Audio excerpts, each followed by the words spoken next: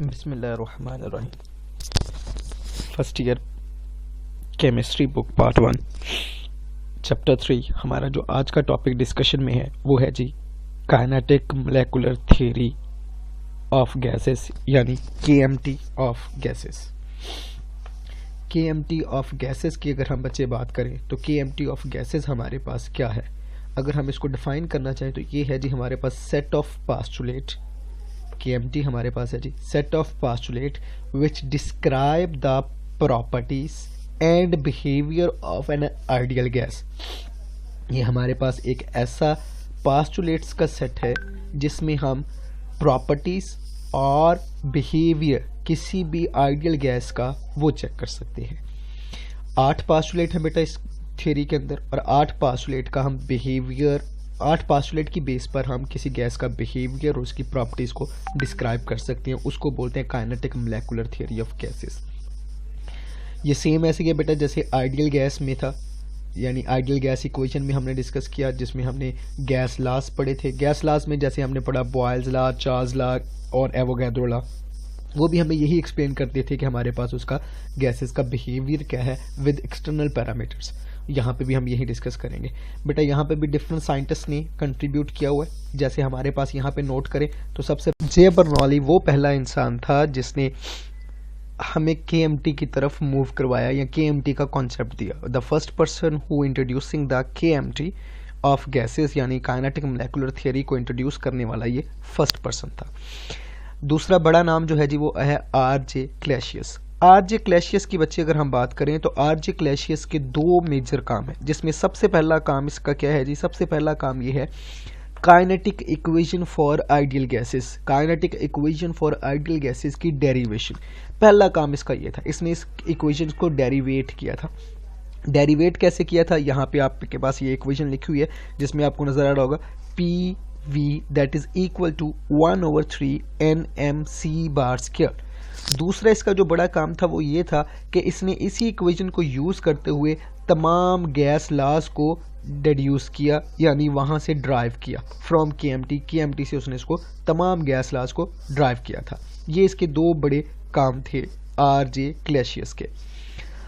RJ क्लैसियस के बाद जो दूसरा बड़ा नाम है वो है J मैक्सवेल्स का। J मैक्सवेल्स की अगर हम बात करें तो J Maxwell's elaborate and extend, यानी इसने एलेबोरेट किया एंड एक्सटेंड किया। किसको elaborate and extend of KMT। इसने KMT की एलेबोरेशन की और उसको एक्सटेंशन दी। कहा यह जाता है कि जो हमारे पास बर्नौलीज ने काम किया था, ये कहा जाता है जो हमारे पास किसने काम किया था, बर्नौलीज ने काम किया था। इसने तकरीबन 6 पास्टुलेट दिए थे, जबकि मैक्सवेल ने मजीद 2 पास्टुलेट देकर इस काम को मुकम्मल किया था और KMT के टोटल पास्टुलेट्स 8 हो गए। मैक्सवेल का दूसरा काम क्या था, J मैक्सवेल का दूसरा काम यह था कि इसने एक्सप्लेन किया था law of distribution of velocities, यानी गैस के मोलेक्यूल्स की, यहाँ आप साथ लिख भी सकते हैं ऑफ गैस मोलेक्यूल्स। जो गैस के मोलेक्यूल्स थे उनकी इसने एक्सप्लेनेशंस की थी कि इसकी वेलोसिटीज कैसे डिस्ट्रीब्यूट होती हैं। सेम इसी तरह यहाँ पे हमारे पास LE बोल्ट्जमैन की अगर हम बात करें तो हमारे पास जी LE बोल्ट्जमैन ने क्या किया था, law of distribution of energies among the gas molecules इसने एक्सप्लेन किया था। मैक्सवेल्स ने किया था ये एक्सप्लेन कि गैस के मोलेक्यूल्स की वेलोसिटी कैसे ओवरऑल द सिस्टम होती है, और इसने कहा था जी एनर्जी कैसे एग्जिस्ट करती है ओवरऑल द सिस्टम। वंडरवॉल बहुत इंपॉर्टेंट नेम है बेटा वंडरवॉल का। वंडरवॉल की अगर हम बात करें तो इसने modified the general gas equation, general gas equation जिसको हमने आइडियल गैस इक्वेशन भी कहा था। आइडियल गैस इक्वेशन को इसने मॉडिफाइड किया। किसके लिए मॉडिफाइड किया, फॉर द रियल गैसेस के लिए इसने इसको मॉडिफाइड किया। मॉडिफिकेशन क्या है, ये इसकी इक्वेशन है। अगर आप इस इक्वेशन को जनरल गैस इक्वेशन, जो कि ये वाली जनरल गैस इक्वेशन है, इन दोनों को और इस इक्वेशन को कंपेयर करें तो आपके पास कंपैरिजन में ये आएगा कि जो राइट हैंड साइड है, इसकी भी जो राइट हैंड साइड है वो तकरीबन सेम है, ऑलमोस्ट सेम है nRT, जबकि लेफ्ट हैंड साइड यहाँ PV है और यहाँ पे आपके पास प्रेशर का फैक्टर, उसके साथ कुछ और पैरामीटर्स अटैच हो गए, वॉल्यूम का फैक्टर और उसके साथ कुछ और पैरामीटर्स अटैच हो गए। इससे हमें पता चला कि जो आइडियल गैसेस का प्रेशर और वॉल्यूम है उसकी करेक्शन की ज़रूरत है किस सिस्टम के लिए, रियल गैसेस के लिए। यानी आपको प्रेशर और वॉल्यूम को करेक्ट करना पड़ेगा, फिर जाकर आप रियल गैसेस पे इम्प्लीमेंट कर पाएंगे। और इसीलिए हम टॉपिक भी पढ़ते हैं प्रेशर करेक्शन और वॉल्यूम करेक्शन के नाम से, जो कि इससे अगले टॉपिक्स हमारे होंगे। ले जी, अब हम स्टार्ट करेंगे fundamental postulates of KMT. KMT के फंडामेंटल पास्टुलेट्स के बारे में डिस्कस करते हैं। बेटा इसके 8 पास्टुलेट हैं, बहुत इंपॉर्टेंट पास्टुलेट हैं। 8 में से बहुत सारे पास्टुलेट ऐसे हैं जो कि गैस की बेसिक प्रॉपर्टीज पे डिपेंड करते हैं, जैसे every gas consist of large number of very small molecules. वो मोलेक्यूल्स कौन से हो सकते हैं? Like the helium, neon, argon, जो कि मोनोएटॉमिक मोलेक्यूल्स हैं।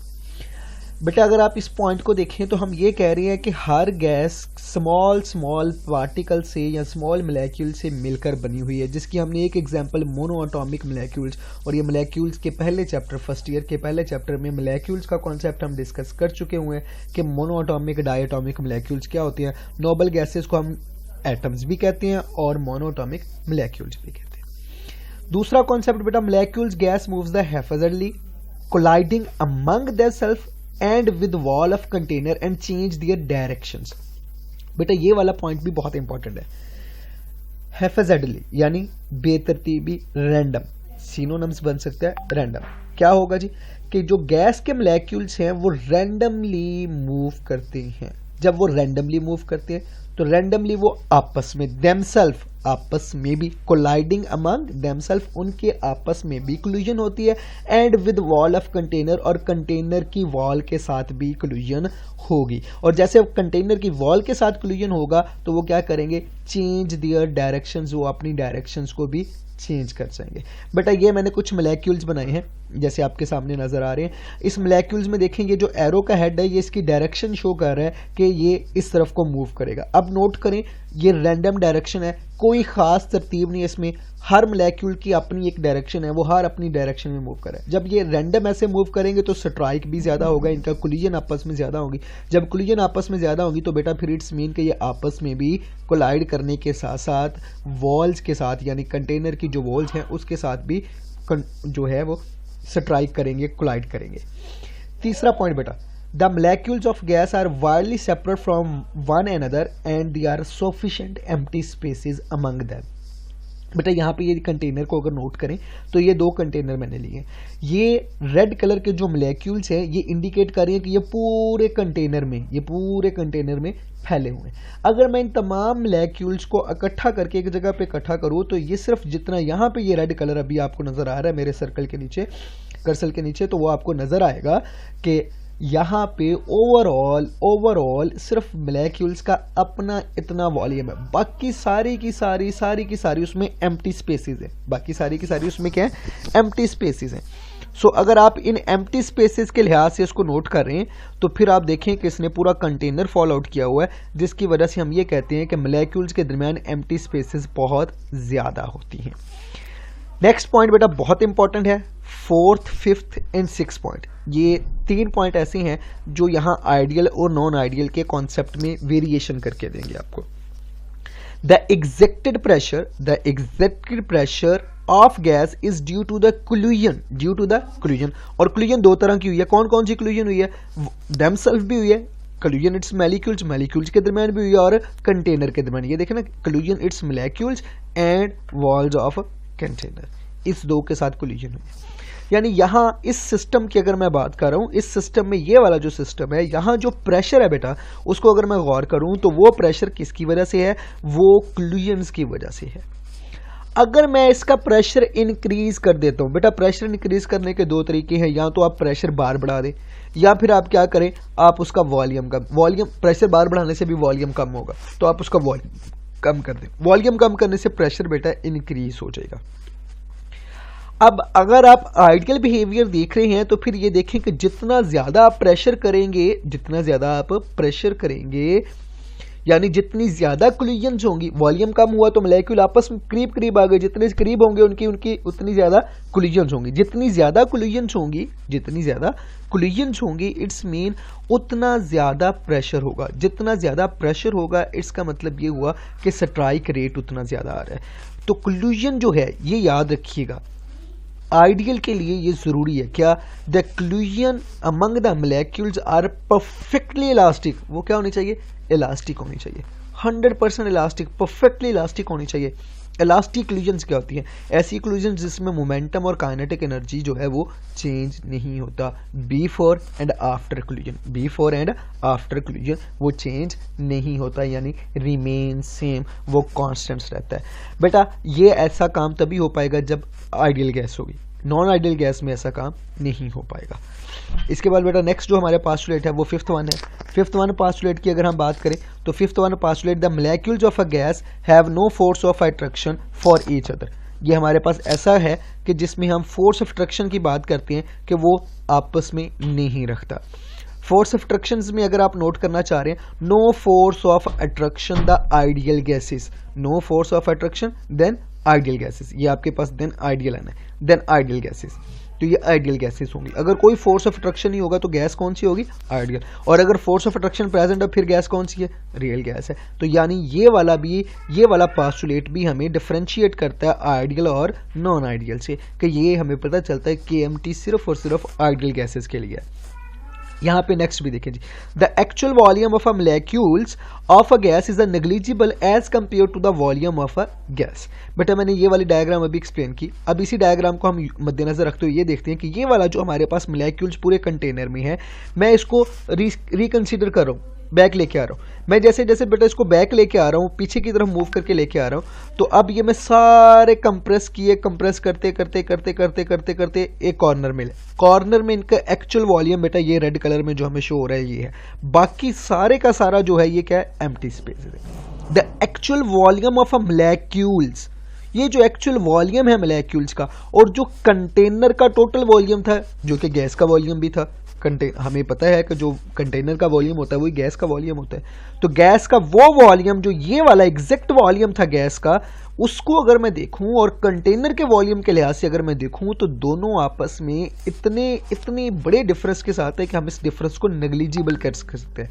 हम इस डिफरेंस को क्या कर सकते हैं, नेग्लिजिबल कह सकते हैं कि ये वाला डिफरेंस बहुत बहुत कम है, और सॉरी बहुत बड़ा, बहुत ज़्यादा है कि ये डिफरेंस नेग्लिजिबल हो सकता है। यानी फॉर एग्जांपल ये गैस के मोलेक्यूल्स का जो वॉल्यूम आया है वो मैं कंसीडर कर रहा हूँ कि वो वॉल्यूम आया है जी, लेट्स सपोज 1 सेंटीमीटर क्यूब, कितना है 1 सेंटीमीटर क्यूब, और जबकि कंटेनर का जो वॉल्यूम था वो 10 डेसीमीटर क्यूब था। अब सेंटीमीटर क्यूब और डेसीमीटर को सेंटी में कन्वर्ट करूंगा 10,000 बन जाएगा, एक का 10,000 के साथ कंपैरिजन ना होने के बराबर है, इसलिए हम उसको नेग्लिजिबल कह सकते हैं बेटा। फिर नेक्स्ट हमारे पास अगला जो 7वां पॉइंट है बच्चे, वो उसको हम देखें। 7वां पॉइंट हमें कहता था motion impart of the molecules by gravity is a negligible as compare to effect of a continuous collision between them. बेटा जब मोलेक्यूल्स के दरमियान कंटिन्यूसली कोलिजन्स हो रही हैं, बहुत ज़्यादा कोलिजन्स हो रही हैं, तो इसका मतलब ये हुआ कि उस पर जो ग्रेविटी का इफेक्ट आ रहा है आप उसको मिनिमाइज कर सकते हैं, आप उसको नेग्लेक्ट कर सकते हैं। इसी तरह the average kinetic energy of a molecules is varies directly as the absolute temperature of gases के डायरेक्टली डिपेंड है। जब हम गौर करेंगे हमारे पास दो सिस्टम होंगे बेटा, एक है हमारे पास लो टेम्परेचर का और एक है हाई टेम्परेचर का। हम चेक करते तसल्ली से, इसके अंदर भी नंबर ऑफ मोलेक्यूल सेम है बेटा, और इसके अंदर भी नंबर ऑफ मोलेक्यूल सेम है, इसमें भी 9 मोलेक्यूल्स हैं, इसमें भी 9 मोलेक्यूल्स हैं।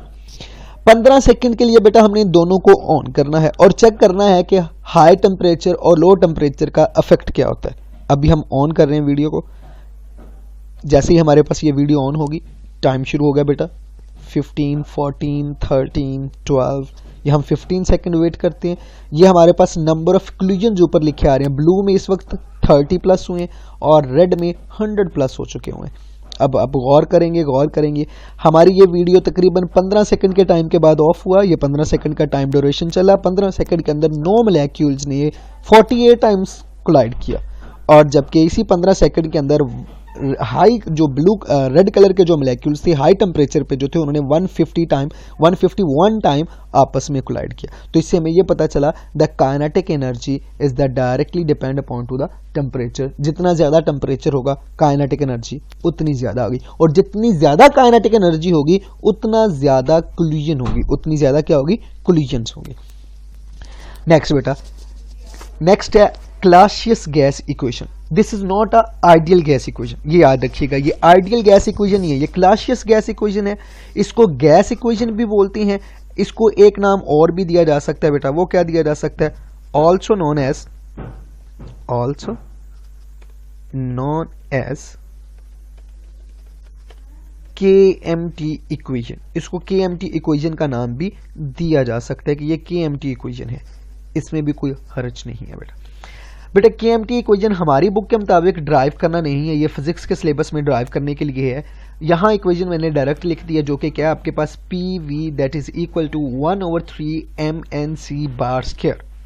बेटा यहाँ P इंडिकेट करेगा आपके प्रेशर को, इक्वेशन में जो P का फैक्टर है वो प्रेशर, V जो है वो वॉल्यूम का फैक्टर है, M जो है mass of 1 molecule of gas है, गैस का 1 मोलेक्यूल है। और बेटा हमारे पास ये जो C वॉल्यूम है, ये इसको अगर हम कंसीडर करें C बार स्क्वायर, तो ये number of molecules of gas, sorry ये थोड़ा सा गलत हो चुका है, ये यहाँ आना था, ये N जो है ये हमारे पास number of molecules of gas है इन वेसल। और बेटा ये हमारे पास C बार स्क्वायर जो है ये हमारे पास है जी वेलोसिटी, जो कि मीन स्क्वायर फॉर्म में, किस में है, मीन स्क्वायर फॉर्म में। बेटा इस इक्वेशन के नेक्स्ट पैरामीटर पे अगर हम मूव करते हैं, तो इस इक्वेशन में जो मीन स्क्वायर वेलोसिटी है, इसको हमने थोड़ा सा एक्सप्लेन करना है कि मीन स्क्वायर वेलोसिटी क्या है। बेटा मीन स्क्वायर वेलोसिटी क्या होती है, all molecules of a gas given conditions do not have same velocities. ये पॉइंट बड़ा इंपॉर्टेंट है बेटा। ये वाला पिक एक मैंने ऐड किया हुआ है, इसमें अगर नोट करें, मोलेक्यूल्स हैं, सिस्टम है, सिस्टम के अंदर N1 है तो उनकी वेलोसिटी C1 है, दूसरे मोलेक्यूल्स हैं तो उनकी वेलोसिटी C2 है, तीसरे हैं इसी तरह। इसको अगर समझना हो आपने, अगर आपने इसको समझना हो तो ये सेम आप थोड़ा सा समझ सकते हैं क्लास के लिहाज से। क्लास के लिहाज से कैसे समझ सकते हैं, आप कहते हैं एक क्लास के अंदर 20 स्टूडेंट्स हैं, लेकिन 20 के 20 स्टूडेंट्स के मार्क्स सेम नहीं आते, 20 के 20 स्टूडेंट्स की वो नॉलेज गिविंग या नॉलेज इनटेकिंग जो प्रोबेबिलिटी होती है वो सेम नहीं होती, जबकि कंडीशन सबके लिए सेम होती है। वही क्लासरूम है, वही टीचर्स हैं, वही बोर्ड है, वही लेक्चर्स है, सब कुछ सेम है, लेकिन फिर भी उनके नंबर सेम नहीं आते। सेम यहाँ पे भी ऐसे मोलेक्यूल्स की वेलोसिटी, तमाम मोलेक्यूल्स की वेलोसिटी एक जैसी नहीं होती। फिर हम उसकी वेलोसिटी कैसे फाइंड करते हैं, हम वेलोसिटी फाइंड करते हैं मैक्सवेल्स लॉ ऑफ डिस्ट्रीब्यूशन से, ऑफ वेलोसिटीज। अब वेलोसिटीज के लिहाज से अगर हम देखें तो हमें कहा जाता है ये कि अगर आप C/1 लेना चाहते हैं तो velocity of a 1 molecules are a velocity of, जिसे आपने C1 का है, bye N1, C2 bye N2, C3 bye N3। Same इसी तरह कंटिन्यूस करते जाएंगे और जितने आपके पास वेलोसिटीज आ रही हैं, ये हो सकता है कि एक पूरा ग्रुप एक तरह की दिखा रहा हो, जैसे 20 बच्चे, उनमें से 3 बच्चों के 90+% मार्क्स आ गए, 4 बच्चों के 85+ आ गए, 8 बच्चों के 80% प्लस से आगे। इस तरह इसमें ग्रुप्स हो सकते हैं। इसी तरह यहाँ पे भी वेलोसिटीज में ग्रुप्स हो सकते हैं। N1, N2, N3 जो है बेटा, इसमें N1 है, N2 है, जो N3 है, ये रेफरेंस कोड कर रहा है किस चीज़ का, ये कोड कर रहा है कि भाई जितने भी हैं, जो भी वेलोसिटीज हैं, लेकिन वो उसको क्या है, टोटल नंबर ऑफ मोलेक्यूल्स हैं सिस्टम के यहाँ टोटल नंबर ऑफ मोलेक्यूल्स आ जाएंगे बेटा। इसके बाद हम नेक्स्ट देखते हैं कि ये जो हमारे पास एवरेज है, जो हमारे पास ये average velocity, average square velocity, जिसे हमने मीन स्क्वायर वेलोसिटी भी बोलते हैं, एवरेज और मीन एक ही लफ्ज़ है। तो अब हम यहाँ पे देखते हैं, average square velocity is the all possible velocities. ये आपके पास क्या है, all possible velocities of the system, यानी सिस्टम के अंदर जितनी भी वेलोसिटीज हैं, ये तमाम को पॉसिबिलिटीज को शो कर रहा है कि ये तमाम की पॉसिबिलिटीज ये हो सकती है। अगर हम इसका अंडर रूट ले लेते हैं, स्क्वायर रूट ले लेते हैं, तो क्या आएगा बेटा। यहाँ मैंने एक इक्वेशन लिखी हुई है, देखें, अकॉर्डिंग टू गैस इक्वेशन, जो अभी हमने क्लैशियस गैस इक्वेशन कहा था, उसमें अगर देखें PV is equal to 1/3 MNC bar square. Ideal gas equation PV is equal to nRT। इन दोनों बेटा इक्वेशंस को आपस में कंपेयर किया जा सकता है। ये आ जाएगा 1/3 MNC बार स्क्वायर इक्वल आएगा nRT के। बेटा अगर हम कह दें सिस्टम में हमारे पास नंबर ऑफ गैस जो है, या हमारे पास जो गैस की क्वांटिटी है वो 1 मोल है, गैस की जो क्वांटिटी है वो क्या है, 1 मोल है। अगर बेटा आप ये फाइंड कर लें कि गैस की क्वांटिटी 1 मोल है, तो N इक्वल हो जाएगा बेटा 1 के। तो 1 मोल के अंदर बेटा ये N था नंबर ऑफ मोलेक्यूल्स, ये कैपिटल N जो था, तो ये नंबर ऑफ मोलेक्यूल्स में था, तो ये इक्वल आ जाएगा 1 मोल इक्वल होता है 1 एवोगैड्रो के, तो ये इक्वल आ जाएगा 1 एवोगैड्रो। मैंने ये दोनों वैल्यूज बेटा इस इक्वेशन में पुट की, तो ये बन गया 1/3 M Avogadro number by C bar square equal RT।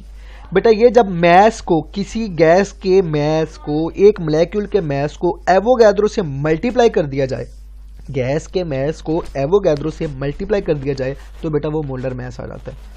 तो मैं यहाँ इसकी जगह मोलर मैस पुट करूंगा। बेटा इस इक्वेशन को मैंने रीअरेंज किया, जो फैक्टर यहाँ पे डिवाइड थे वो यहाँ आकर मल्टीप्लाई, और जो फैक्टर यहाँ मल्टीप्लाई थे वो आकर डिवाइड हुए। C बार स्क्वायर 3RT/m आ गया बेटा मेरे पास। इसका मैंने क्या किया, अंडर रूट लिया। जब मैंने इसका अंडर रूट लिया तो बेटा मेरे पास ये वाली इक्वेशन बन गई। इस इक्वेशन को अगर मैं फाइंड आउट करूँ नेक्स्ट जाकर, तो मेरे पास इसको ऐसे भी लिखा जा सकता है, वेलोसिटी जो कि कौन सी है, root mean square, C velocity के लिए और RMS क्या है, रूट मीन स्क्वायर, ये इक्वल है 3RTM के। बेटा इस इक्वेशन में अगर देखो तो M is the molar mass of gas और T इज द टेम्परेचर। बेटा दो फैक्टर यहाँ पे नोट कर लीजिएगा। दो फैक्टर कौन से हैं, एक फैक्टर तो हमें ये है कि ये क्वांटिटेटिव, ये हमें क्या दे रहा है, this equation is the quantitative relationship between the absolute temperature and velocity of gas molecules. Same बेटा अगर आप इसको नोट करेंगे तो ये आपको ये एक और भी पैरामीटर दे रहा है, और पैरामीटर कौन सा दे रहा है मैं यहाँ पे नोट कर देता हूँ कि ये आपको एक पैरामीटर और प्रोवाइड कर रहा है, और वो ये है कि आपके पास ये इंडिकेशन दे रहा है, किस चीज़ की दे रहा है, the quantitative relationship between the molecular mass और a molar mass, between the molecular mass and a molar mass. ये आपके मोलर मास के बारे में भी एक्सप्लेन कर रहा है कि molar mass of the gas and molar mass of the gas and velocities of the gas. ये देखें जी, molar mass of gas and velocity of gas. और मोलर मास के साथ इसका क्या रिलेशन है, इनवर्स रिलेशन है। बेटा मोलर मास के साथ इसका क्या रिलेशन है, इनवर्स रिलेशन है, यानी ये इनवर्स रिलेशन के साथ है। और टेम्परेचर के साथ क्या रिलेशन है, डायरेक्ट रिलेशन है। और ये देखें जी, according to this equation the higher temperature the greater the velocities greater होंगी। बेटा ये थी kinetic molecular gas theory. Kinetic molecular gas theory यानी काइनेटिक एनर्जी को एक्सप्लेन करने वाली, और वो ये एक्सप्लेन कर रही है कि आपके पास काइनेटिक एनर्जी यानी उसकी जो वेलोसिटीज़ हैं वो दो फैक्टर्स पे डिपेंड कर रही हैं, मोलर मास पे भी डिपेंड कर रही है, टेम्परेचर पे भी। टेम्परेचर मेजर पैरामीटर है बेटा। टेम्परेचर के साथ अगला हमारा इंशाल्लाह जो टॉपिक होगा वो होगा interpretation of temperature for the KMT और आइडियल गैसेस। तो हम आइडियल गैसेस के लिए इसकी इंटरप्रिटेशन करेंगे, जो कि हमारा अगला टॉपिक होगा।